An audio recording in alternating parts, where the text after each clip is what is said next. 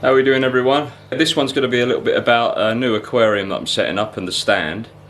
More specifically on the stand on this video. So it's going to be a 6 foot by 2 foot tank that's on the way, and I've built a stand for it. So I thought I'd just go through how you can go about making a really strong stand for a tank that you've ordered, or you know, you're buying a second-hand tank and it's kind of an odd size that you can't really get a stand for.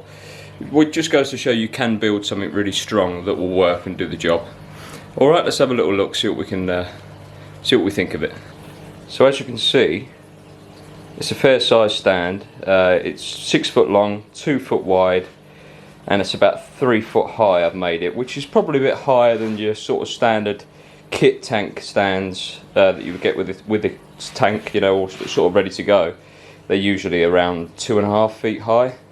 A little bit lower, so when you're sat on the sofa, you know, you kind of eye level with the tank. Well, this will be a little bit higher, so that if you are sort of you know, stood up, you can still see the fish really well. You're not sort of looking down at the glass rim, you know, and you're looking down on the lids rather than the actual fish themselves. So I've decided to build it 3 foot high, maybe 3 foot and an inch, you know, including the plywood and the polystyrene and whatever.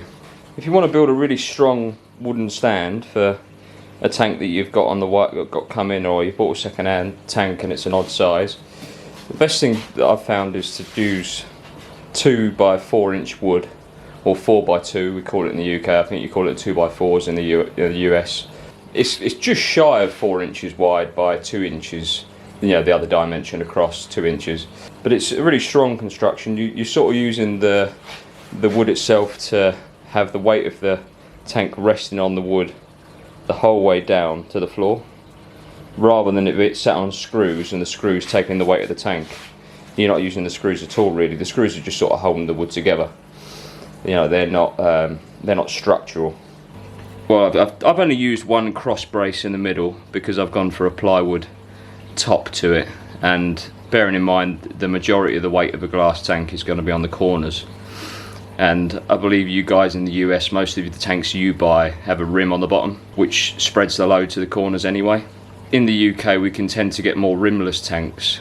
You kind of want a bit of polystyrene underneath them to spread the load. But I've used 9mm plywood, or what is that, 1/3 of an inch? Yeah, so over 1/4 of an inch plywood I've used on top, just to take the load, and then obviously polystyrene on top of that. The main construction of the stand itself is, you know, very strong. You've got 2 pieces in the corners plus an extra piece behind that was basically just holding the top and bottom frames together. You know, that's not really bearing much of the weight at all. It's really down to these outside pieces. That's what's taking all the weight. So basically just built a top and bottom frame, easy enough. You know, 4 lengths of 6 foot, 2 lengths of 20 inches wide, because obviously you want it 4 inches less for your cross pieces. You know, you've got your long pieces going the full width as well, haven't you? So when you look at it that way, it's a bit easier to explain that, you know, 20 inches across, long pieces 6 feet or 72 inches long. The uprights I used were 28 inches high, accounting for the fact that you've got 8 inches, you know, on the frames themselves. By the time you add the 28 plus 4 plus 4, you're up to that 36 3 foot height that I was going for. And the 4 uprights in the middle, just inside the main supporting struts, they're 34 inches high, so I've made them slightly shorter than the 36 inch overall height, just so that the weight of the tank isn't on the plywood and then on them, if you know what I mean. So that's really just holding the frames together before you add the actual weight bearing pieces on the outside. And obviously in the middle the same again, 28 inches high.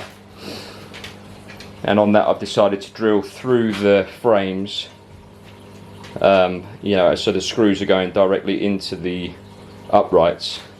So they're not just resting there, they are screwed in place, and obviously they're bearing the weight down to the bottom frame. So all the weight of the tank is going through the frames down to the floor, and I've made sure the floorboards are going the right way as well. So the actual joists under this floor should be running this way, so that underneath this laminate flooring there's floorboards running that way as well, the same way the laminate flooring is running. So really the weight of the tank is going across the main floor joists, and I've had a 6-foot tank here before and nothing really flexed, so something to bear in mind. You know, if where you're going to place your tank and your stand, you definitely need to bear in mind which way your floor joists run. You want to run the frames across the joists, run in that direction, if you know what I mean. You know, spreading the weight.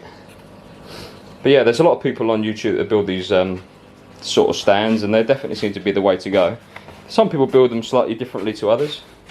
You know, some people do a slightly different design, but they're all the same principle. You know, the weight of the tank is going down through the upright timbers and not on the screws. You know, it's up to you whether you want to put a plywood top on top of the actual frame.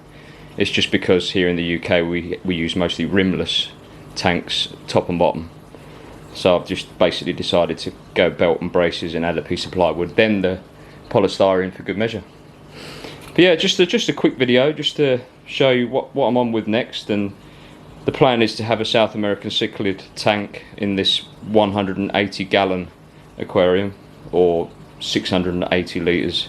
6x2x2 the tank will be, so it'll be a fair old weight, hence why I've gone a bit over the top with the stand, which is fair enough. You know, you rather go a bit stronger with the stand than not strong enough.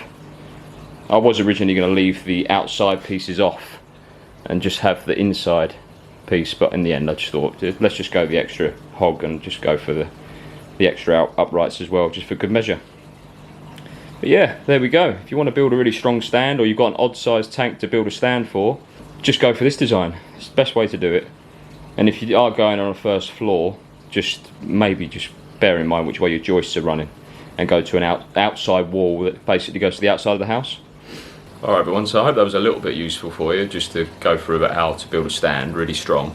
That's definitely the best design, you know, have the load going through the uprights rather than resting on screws. So you can see a lot of people building stands in this way, and you can understand why. Just a quick one to show you what my next project is and how you can go about building a really strong, sturdy stand for your next aquarium. I'll catch you in the next video. Take care.